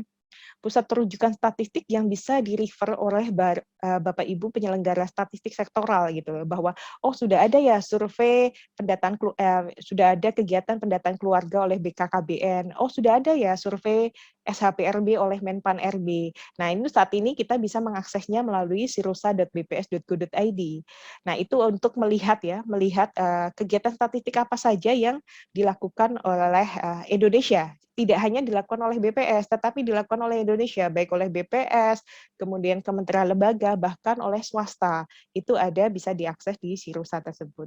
Tujuan yang kedua adalah menyediakan, mewujudkan sistem statistik nasional yang andal efektif. Lagi-lagi SSN lagi ya. Yang ketiga adalah menyediakan metadata rancangan kegiatan yang menjadi pusat rujukannya. Tadi, dengan memberitahukan rancangan. Jadi sebenarnya rancangan yang diberitahukan ke BPS itu berupa metadata rancangan. Jadi memang informasi mengenai kegiatan tersebut itu yang disebut sebagai metadata. Jadi sebagai contoh nanti metadata rancangan itu seperti tujuan dari survei itu apa, siapa penyelenggaranya, variabel yang dikumpulkan apa, cakupan wilayahnya apa, metode pengumpulan datanya apakah pakai wawancara langsung dan lain sebagainya. Itu yang disebut sebagai metadata, dan yang itulah yang dilaporkan ke BPS dalam rangka mendapatkan rekomendasi dari BPS. Kemudian mendorong diperolehnya hasil penyelenggaraan statistik yang secara teknis dapat dipertanggungjawabkan. Nah, ini harapannya karena BPS sebagai pembina data statistik gitu ya, kami memiliki tugas dan kewajiban untuk memberikan rekomendasi, memberikan saran gitu ya, terhadap suatu rancangan kegiatan statistik. Jadi rancangan ini apakah layak, tidak layak, lalu apa yang bisa kita berikan, saran apa yang kita bisa berikan kepada penyelenggara statistik dan lain sebagainya. Nah, untuk menjawab ini, rekomendasi kegiatan statistik, BPS telah menyediakan layanan ya, rekomendasi kegiatan statistik. Jadi rekomendasi kegiatan statistik ini adalah sebagai bentuk salah satu layanan yang ada di PST BPS. Jadi kita memfasilitasi adanya suatu layanan, jadi Bapak Ibu dari OPD, kemudian dari instansi pemerintah di daerah itu silahkan memanfaatkan fitur layanan untuk permintaan rekomendasi ke BPS. Jadi ini adalah apa itu rekomendasi? Rekomendasi kegiatan statistik itu adalah saran yang diberikan oleh BPS kepada penyelenggara statistik gitu berdasarkan hasil penelitian dan evaluasi atau berdasarkan hasil pemeriksaan BPS terhadap rancangan suatu kegiatan statistik. Nah, begini alurnya ya. Jadi pertama adalah OPD gitu misalkan atau instansi pemerintah di daerah itu memeriksa apakah sudah ada kegiatan statistik gitu ya yang sama gitu ya. Ini untuk menghindari duplikasi. Jadi cek dulu, ada nggak kegiatan statistik yang sama. Kalau sudah dipastikan tidak sama, silahkan mengisi FS3 gitu ya. Penyelenggara mengajukan rekomendasi menggunakan FS3 elektronik. Jadi silahkan mengisi FS3 yang bisa diakses di pst.bps.go.id di menu layanan rekomendasi. Kemudian setelah OPD mengajukan mengisi FS3-nya, maka BPS tempat itu akan memeriksa dokumen FS3 tersebut. Kemudian setelah dari hasil pemeriksaan itu, BPS akan menerbitkan surat rekomendasi. Kemudian yang terakhir ada penyelenggara bisa memantau proses pengajuan rekomendasi itu sampai mana itu melalui aplikasi Romantik Online. Nah, ini peranan rekomendasi statistik bahwa yang pertama dalam konteks sistem statistik nasional bahwa rekomendasi itu merupakan salah satu bentuk aspek koordinasi. Tadi yang saya sampaikan ya, di garis koordinasi SSN itu ada garis yang warna hijau sama merah, itu adalah koordinasi antara BPS dan ide. Nah, ini diwujudkan dalam bentuk rekomendasi kegiatan statistik. Kemudian dalam konteks Satu Data Indonesia, bahwa BPS memiliki tugas untuk memberikan rekomendasi dalam proses perencanaan pengumpulan data. Jadi memberikan saran masukan dalam perencanaan pengumpulan data. Dan tugas ini tidak hanya tugas pembina data tingkat pusat, tetapi juga tugas pembina data tingkat daerah. Jadi kalau di dalam Perpres 1 Data Indonesia itu kan dibedakan ya, tugas pembina data tingkat pusat dan tugas pembina data tingkat daerah. Kalau tugas pembina data tingkat pusat dalam hal ini adalah BPS RI, itu ada 5. Sementara kalau untuk tugas pembina data tingkat daerah dalam hal ini adalah BPS provinsi maupun kabupaten kota, itu tugasnya ada 2 gitu ya. Dan di antara 2 itu salah satunya adalah pemberian rekomendasi dalam proses perencanaan pengumpulan data. Kemudian peranan rekomendasi dalam konteks penyelenggaraan statistik, bahwa rekomendasi itu sebagai bentuk layanan BPS dalam merespon kewajiban KLID dalam memberitahukan rancangan survei statistik sektoral. Jadi kalau di PP 51 tadi kan ada kewajiban bahwa setiap KLID yang akan menyelenggarakan survei wajib memberitahukan rancangan. Nah, pada saat memberitahukan rancangan, ini suatu bentuk respon dari BPS sebagai pembina data melalui pemeriksaan rekomendasi, melalui pemeriksaan dengan memberikan rekomendasi terhadap rancangan kegiatan statistik. Bapak Ibu sekalian, ini masih dalam konteks prosedur ya, jadi NSPK masih di dalam prosedur, di dalam Perban NSPK nomor 4 2019 itu disinggung juga ada tahapan penyelenggaraan SDI dan GSBPM. Jadi apa sih sebenarnya ini suatu sinkron ya, sudah inline. Jadi kalau di dalam Perpres SDI itu ada 4 tahapan penyelenggaraan Satu Data Indonesia. Yang pertama adalah perencanaan, pengumpulan, pemeriksaan, dan penyebarluasan. Sementara melalui GSBPM itu adalah Generic Statistical Business Process Model. Nanti saya jelaskan. Jadi di dalam Generic Statistical Business Process Model itu ada 8 tahapan kegiatan ketika akan menyelenggarakan suatu kegiatan statistik. Nah, 8 tahapan itu adalah ada specify need, identifikasi kebutuhan, kemudian desain atau rancangan, kemudian build atau implementasi rancangan, kemudian collect atau pengumpulan, proses, analysis, disseminate, sama evaluate. Jadi ada 8 tahapan. 8 tahapan yang ada di GSBPM ini ketika di mapping dengan 4 tahapan yang ada di SDI ini akan seperti ini. Bahwa perencanaan di SDI itu meliputi tahapan ini, pengumpulan di sini, dan lain sebagainya. Namun sekali lagi GSBPM ini bisa diadaptasi dan diadopsi sesuai dengan kebutuhan masing-masing instansi ya. Jadi tidak harus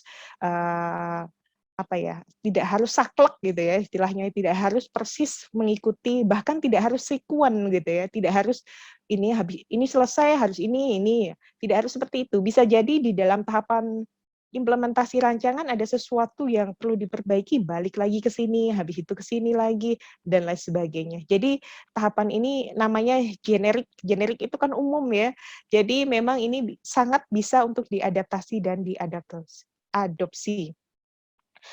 Bapak Ibu sekalian, setelah NSP sekarang adalah K, kriteria penyelenggaraan statistik ya.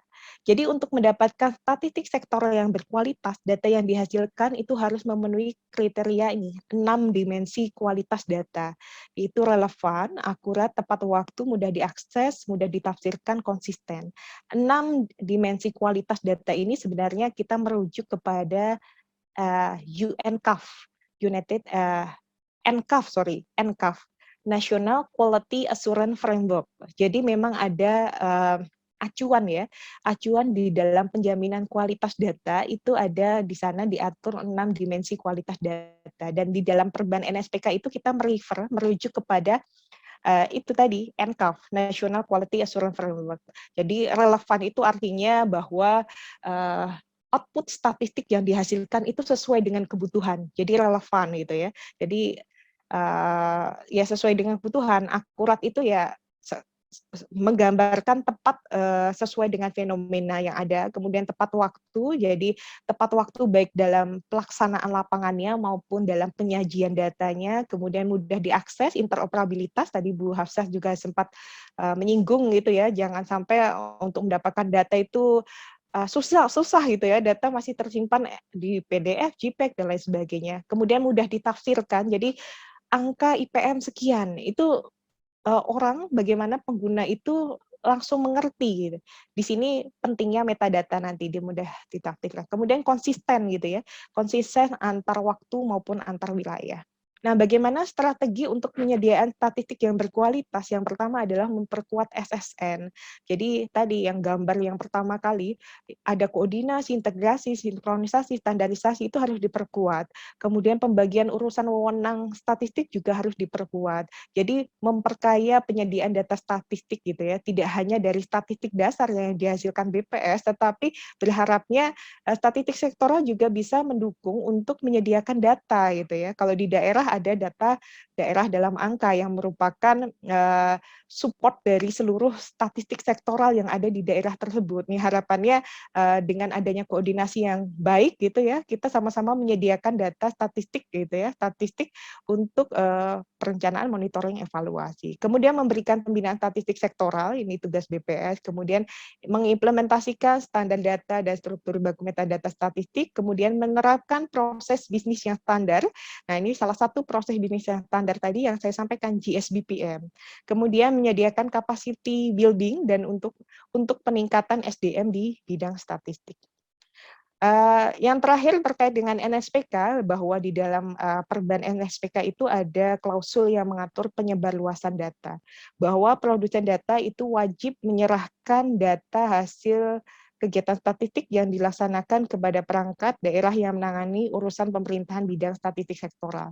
Ini sebenarnya sesuai dengan Perpres 1 Data Indonesia ya, bahwa alur data dan metadata itu adalah ketika produsen data sudah selesai menghasilkan data, maka menyerahkan data tersebut ke wali data. Wali data dalam hal ini Diskominfo gitu ya. Kemudian Diskominfo itu melakukan pemeriksaan gitu ya, melakukan pemeriksaan terhadap kesesuaian data sebelum data tersebut disebarluaskan ke publik. Kemudian perangkat daerah yang menangani urusan pemerintahan bidang statistik sektoral berperan dalam menyebarluaskan data yang barusan saya sampaikan, dan data hasil kegiatan terbuka pemanfaatannya untuk umum kecuali ditentukan oleh peraturan perundang-undangan. Pada prinsipnya adalah keterbukaan data gitu ya, tetapi ada mekanisme disclosure control. Nanti ada di tahapan GSBPM bahwa ya data boleh terbuka, tetapi ada ketentuan ketika harus data itu sangat terbuka seperti apa, itu nanti di tahapan GSBPM ada sempat saya singgung sebentar. Bapak Ibu sekalian, tadi di awal di NSPK itu sering saya menyinggung GSBPM gitu ya. Apa sih sebenarnya GSBPM? Generic Statistical Business Process Model. Jadi GSBPM ini adalah suatu kerangka kerja standar yang selaras dengan proses bisnis yang umum. Jadi GSBPM itu suatu kerangka framework gitu ya, framework ketika kita akan melakukan suatu kegiatan statistik, tahapan apa yang perlu dilakukan gitu ya. GSBPM ini kerangka framework yang menjadi rujukan di beberapa kantor statistik di dunia, National Statistical Office. Jadi beberapa kantor statistik di dunia itu sudah ketika melakukan suatu sensus, survei, kompromi itu mereka merefer menggunakan GSBPM. Sehingga ini menjadi suatu standar framework dan terminologi proses statistik yang harmonis. Nah, kenapa sih kita harus menggunakan GSBPM gitu ya?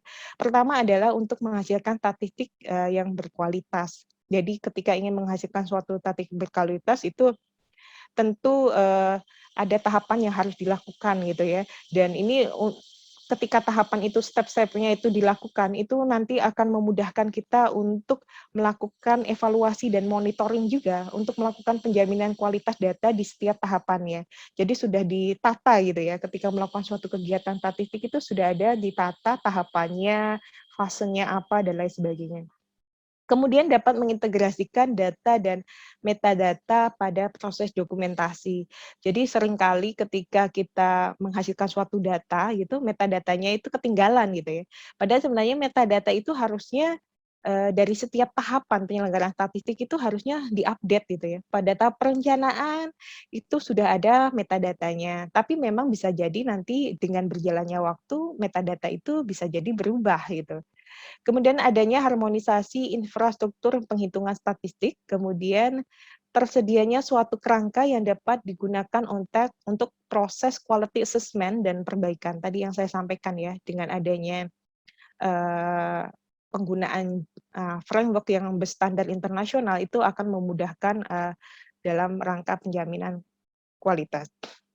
Nah, ini yang dimaksud sebagai tahapan proses bisnis penyelenggaraan statistik berdasarkan GSBPM, Bapak Ibu sekalian. Jadi sebenarnya fokus kita kepada yang warna biru. Biru ini kita sebut sebagai fase. Jadi dalam menyelenggarakan suatu statistik gitu ya, ketika kita melakukan suatu kegiatan statistik itu ada 8 fase dalam melakukan suatu kegiatan statistik. Nah, setiap fase ini memiliki subproses. Jadi sebenarnya subproses yang warna pink ini adalah mendetailkan dari yang biru. Nah, tentu saja ini amat sangat bisa diadopsi dan diadaptasi. Tidak harus semua yang, apalagi yang pink ya, tidak harus semua yang pink ini ada gitu ya. Bisa disesuaikan dengan jenis data yang akan dihasilkan ataupun kebutuhan instansi itu tersebut. Sangat fleksibel sekali, makanya disebut sebagai generik umum gitu ya. Tapi paling enggak kita tidak akan membahas sampai yang pink ini, karena kalau untuk membahas satu persatu nanti mungkin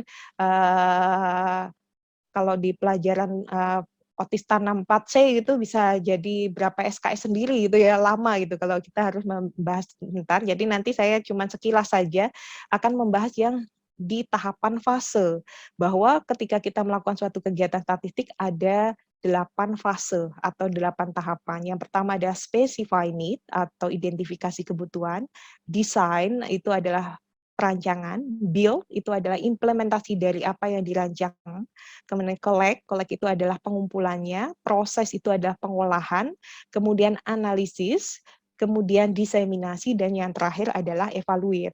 Nah, ini adalah GSBPM versi yang terakhir ya, versi berapa ya, saya agak lupa, 5.4 kalau nggak salah. Karena sebelumnya GSBPM yang sebelumnya itu ada 9, satu lagi adalah archiving, jadi arsip gitu ya, setelah dievaluasi ada archiving.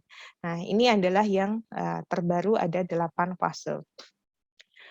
Nah, ini sekilas saja bahwa di tahap fase pertama, yaitu identifikasi kebutuhan atau specify need, di antaranya ngapain sih di dalam tahapan ini? Yang pertama adalah kita mengidentifikasi kebutuhan. Kemudian setelah kita identifikasi, oh kira-kira saya itu OPD saya itu butuh data ini. Kemudian dilakukan konsultasi dan konfirmasi.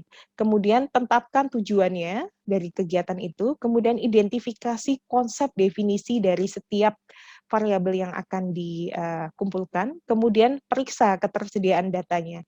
Jangan-jangan sebenarnya kebutuhan itu sudah ada datanya, sehingga kita tidak perlu melakukan survei atau sensus lagi gitu ya. Cukup melakukan kompilasi saja, memanfaatkan data yang sudah ada. Dan yang terakhir setelah diidentifikasi adalah kita membuat proposal dari kegiatan itu. Itu yang dimaksud sebagai identifikasi kebutuhan. Intinya di dalam identifikasi kebutuhan ini harusnya sudah ada konfirmasi ya, kesepakatan data apa yang akan dihasilkan. Karena ini nanti akan berkaitan erat dengan kualitas data yang relevan. Kualitas data tadi ya, salah satu dimensi kualitas data itu adalah relevan. Relevan itu adalah output statistik yang dihasilkan itu sesuai dengan kebutuhan.